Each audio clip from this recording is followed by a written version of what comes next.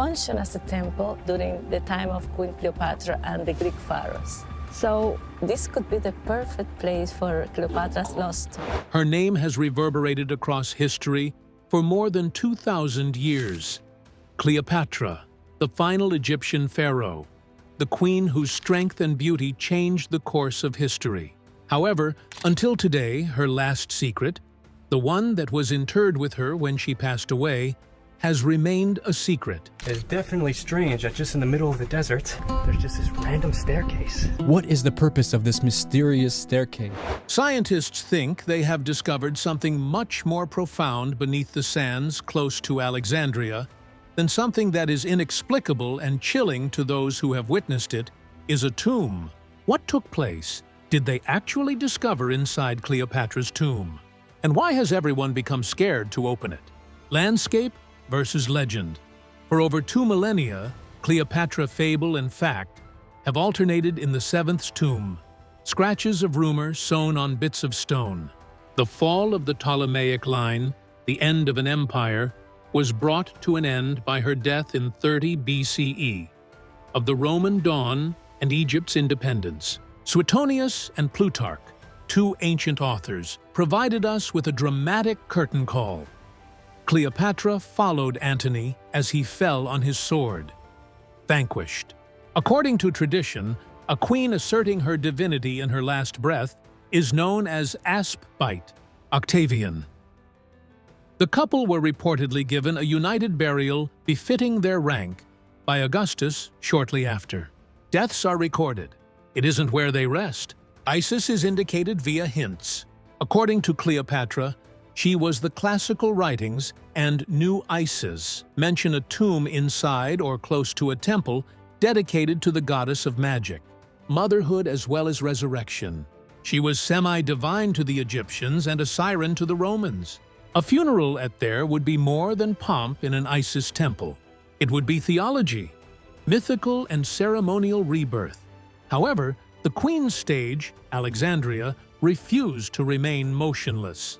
Alexander founded the city, which once glistened with promenades, colonnades, and the most renowned library in the world. Cleopatra was in power from bright as hammered copper. Antiochos Island is located in a harbor. There, she plotted, courted alliances, and, as many people think, died. The evidence was destroyed by nature. Subsidence, earthquakes, and storm surges submerged entire districts.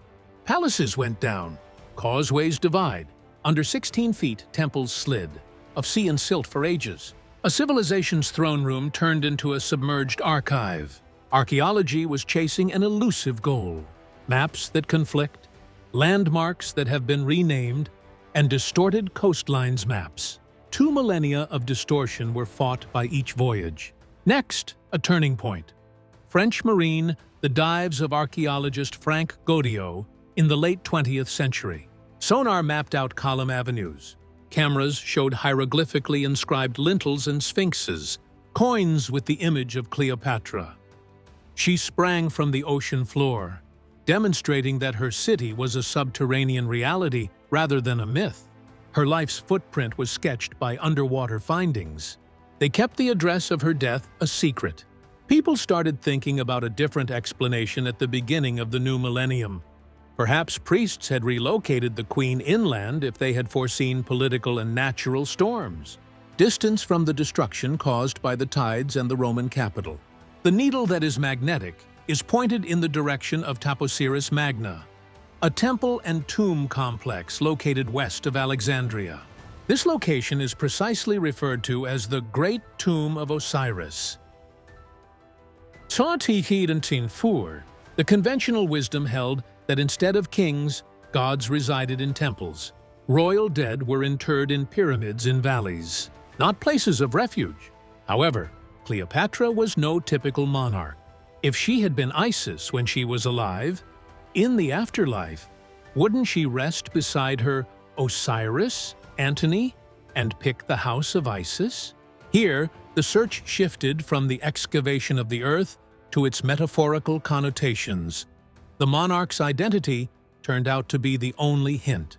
The queen who skillfully controlled her public persona could as well write her funeral with the same goal in mind, a grave that simultaneously embodies drama, theology, and a message. The tools started to decode what the scribes had left unsaid 2 millennia later.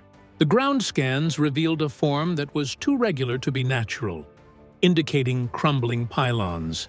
Despite being silent, sculptures and inscriptions frequently and firmly mentioned the same name: Isis. It was as if the myth came to life. Man and the landscape began to communicate. Additionally, at the location, Taposiris Magna was awake, where the salt wind blows and the desert ends, sands concealing road signs, the sound of walls declaring fresh life, and a rock formation that wasn't coincidental. The final secret of the queen appeared to get closer, not due to a single treasure, but because the location finally behaved like a story she would tell. Intentional, metaphorical, and multi-layered. The search for Cleopatra's tomb was never limited to maps. It was a story about her life as well. Find out the woman's final tale and how her stone might be located. The narrative becomes more apparent at Taposiris Magna. Something man-made went underneath the temple, as if it were a watertight seal. A portal was emerging from the map, and when the first line was eventually visible through that doorway, it wasn't ink or gold. It was myth concealed in stone. For many years, the 45-kilometer-long temple appeared to be just another sun-blanched ruin, southwest of Alexandria, a place whose magnificence had long since crumbled into the salt. It was considered that the Great Tomb of Osiris was a metaphor. Ritual engines were temples. Royal vaults? No. Drifting dunes, broken reliefs, a few columns. Catalog it and go on. With the exception of Taposiris's refusal to be a mere husk, a palimpsest was present. Greek and Egyptian lettering coexisting on walls. Pharaonic and Hellenistic architecture intertwined motifs. A location that resembled Cleopatra's lifelong thesis. 2 intentionally combined worlds. Dr. Kathleen Martinez, a Dominican archaeologist, arrived in 2005 with a theory that hinged less on treasure rather than reason. Cleopatra embodied Isis in terms of appearance, politics, as well as religiously. The tale of Isis is one of devotional resurrection. Collect the dispersed Osiris, renew him by knitting him whole. Why was Cleopatra buried if she wrote her last act? Like a regular Ptolemy? Why not design a funeral that resembles the goddess, inside an Isis temple in an Osiris-named sanctuary? She was waved away by skeptics. Previous excavations produced little. The temple is not identified as a royal interment in any document. The location didn't seem suitable for a queen. However, where others saw trash, Martinez saw continuity. Inscriptions in 2 languages that match Cleopatra's cultural diplomacy. The identity of her dynasty was reflected in the architectural hybrids. She started digging, slowly, carefully, as though reading in Braille. The seasons changed. There were shafts, a honeycomb below the flagstones. There were narrow passageways that led to limestone. From those depths came Ptolemaic coins and statues, most likely of Cleopatra's father, Ptolemy XII. The distinctive profile of the queen. The layout of the temple began to resemble a dispute. Recurring calls to Osiris and Isis, reliefs of sacrifices made by a lady whose face phrases about eternal union were cut like refrains, and geometry echoed well-known Cleopatra busts. Patterns have greater significance than precious stones. Should this be a play, the player's roles, identity, reincarnation, and divine couple were continuously shifting. However, the most remarkable feature, a royal chamber, was silent. The rubble-locked spur tunnels, the sealed galleries, as well as local gossip of the guardians who never sleep, all pointed to a buried object that was under protection. In 2022, the team employed the technique of radar that penetrates the ground. Unexpectedly, the monitor's display showed an underground tunnel of about 1,300 meters in length, passing directly through the rock. its measurements similar to Greek aqueducts, but situated at the center of the Egyptian shrine. This arrangement was contradictory and reflected Cleopatra's fashion sense. As though connecting the submerged capital of her existence to a secret theology of her death, the alignment's direction resembled that of the ancient shoreline. Among the earliest readily accessible relics were ceramics, shattered statuettes of Isis, coins, as well as the strong mummification odor in the bitumen, resin, and stone. The further one descends, the more purposeful the website seems. The geometry was measured by the engineers. The harmonic curve is tuned like an instrument, and the arch stress is uniformly distributed. The purpose was stability. Resonance was the meaning. It was a passage to be sung, walked, and believed. The debates grew heated. Was it a ritualistic route? Renewal rites performed in a secret spine? A source of water? A snare? Martinez continued the narrative, describing a transition between worlds, a literal undertone for Cleopatra's final assertion. Mortal next to myth, woman next to lover, and Isis next to Osiris. The devices then pointed to a vacant space, a hole filled with charred stone that had previously luminous limestone. Where the story continued to say go, there was a literal stop. Magna Taposiris transformed from a backdrop. It was a conspiracy, and the conspiracy matched the syntax of Cleopatra. Accurate, heavenly, exaggerated, and crossbreed. Additionally, like any major strategy, the reveal continued till the very end. The sanctuary had made an argument. The indicator was passage. Either the proof or the warning would come next. Either the proof or the warning would come next. Because the website ceased to tell a tale after that charred threshold and began to hide something. The impossible tunnel. The radar graphs were unbelievably regular, clear, and repeating, like music. A 1,300-meter, the 2-meter-high passage beneath Taposiris Magna went straight through limestone, enclosed within an Egyptian temple, with an arch that resembles a Greek aqueduct in size. Its scope and rigor were unmatched by any Ptolemaic predecessor. It was dubbed a paradox by engineers. What a wonder archaeologists are. The crew dubbed it the impossible tunnel, because that's how it felt. It required physical labor to get to it. Dust turned to breath as the heat clawed above 100 degrees Fahrenheit. Into the scraping process, a layer of charred stone was encountered via drill-throughs. Scorch, not mineral staining. Burns that are round, like a fire-shuttered passage. When the final plug broke, a chilly, stale rush of air, which had not moved since before Christ, blew out of the tube. Salt on the walls, crystals glistened like rime. Twin literacies, hieroglyphs, were identified by lamps, and Greek sigils, the language of a sanctuary. The world shifted inward. Sections were standing knee-deep in green, silver, shimmering mineral water. LEDs flickered. Compasses whirled. Batteries ran out of life too quickly. Small yet significant finds included ceramic shards, currency scatter, and little hands holding ankhs. Here, there were no funerals. There was a purpose. The first intellectual jolt came from mapping. The ceiling depicted a harmonic curve that conveyed sound and balanced the burden. You hear yourself return 30 meters distant as you whisper.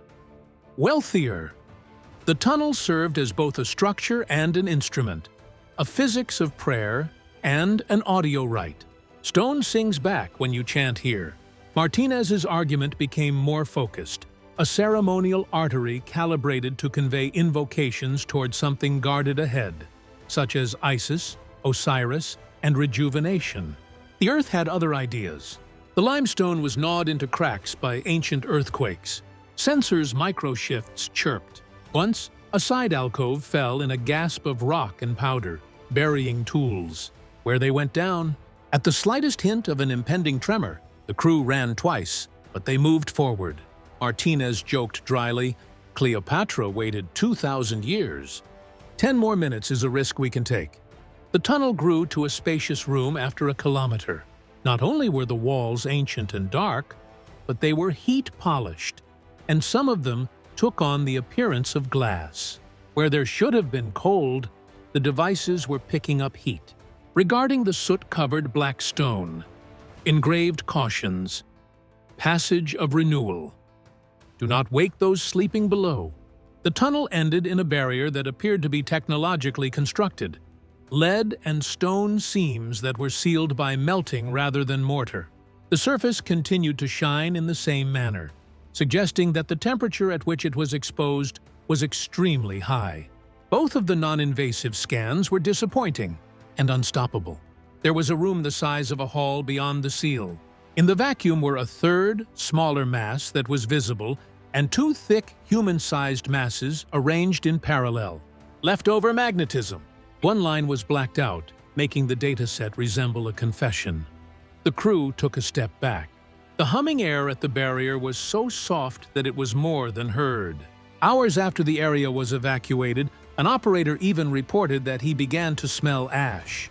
After placing his palm on the stone, another operator whispered gently that it felt like an animal that sleeps.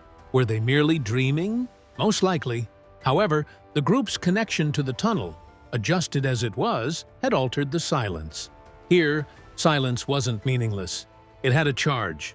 It became increasingly difficult to distinguish between architecture and intention. Which builders made use of their seal, fire? Which clergy members were so skilled that they wrote the music to fuse an entrance with a corridor that resembles a harp? Additionally, what is lost or, conversely, released when a barrier that was intended to be a stronghold rather than an opening is torn down? The same information kept coming up in the data: geometry, heat, inscription, and magnetism. Go ahead, but be careful. Thus, they carried out the breach gradually, in phases, along with supporting documentation. Additionally, the initial query was modified from "Where is Cleopatra? How to certes?" to "Why was she so meticulously hidden?"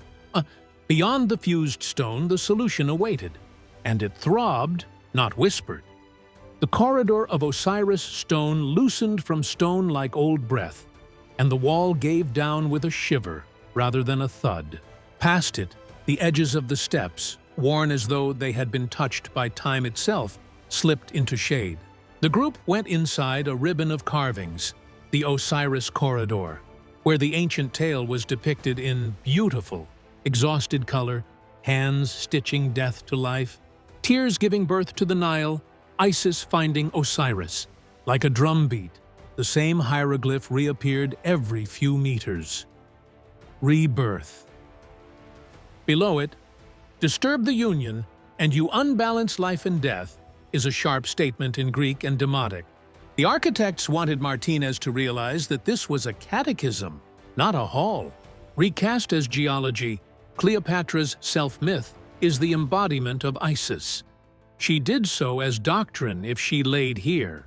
Queen, goddess, spectacle, and theory turned into stone. The farther they went, the more room there was. Argued in favor of a pair at the end, two monarchs bound into a cultic grammar rather than a single monarch. It was demonstrated using side chambers. In one, poems etched on a mummy with a golden scarab covering the heart, the portable theology known as the carapace. In another, a Greek-shaped funerary mask made of hammered gold, a bridge of faces, literally. Coins with the profile of Cleopatra glittered in the dust. Canopic shards of alabaster suggested a significant ceremony. In every location, the metal and phrase after-image of the queen. The air then shifted against them. In just a few minutes, I started coughing and crying. Masks didn't really help. Instruments detected a steady, low vibration. Too slow for machines, too neat for haphazard tectonics. Floor-mounted geophones read seismic microphones convert rock into a pulse with a 42-second cycle. No earthquakes occurred in the national logs. The noise originated beneath the slab. A relief beneath one of the panels turned the metaphor into a tangible one. Two people standing, one holding a laurel and the other a uraeus. The readout with pride, the one who follows Isis, the victim of the sword's death. Turidan a serpent entwined beneath their feet with the sign of infinity. Their names were muttered throughout the corridor. The goddess and the general, Cleopatra and Antony, were embodied in stone and words. The explanations broke down in part. What is hydrogeology? Acoustic rituals? Older ventilation? No one could explain why the frequency was constant and how it changed. Upward when tools strike the walls, as though the contact awakened a little creature inside the rock. And so, perhaps Cleopatra never vanished at all. Maybe her final act was not to be found, but to be remembered. To turn her tomb into a riddle that keeps her story alive forever. Beneath the sand and sea, between history and divinity, the Queen of Egypt still writes her legend in silence. The corridors of Osiris may yet hold her body, but her secret, that still breathes, waiting for the one who dares to open the door.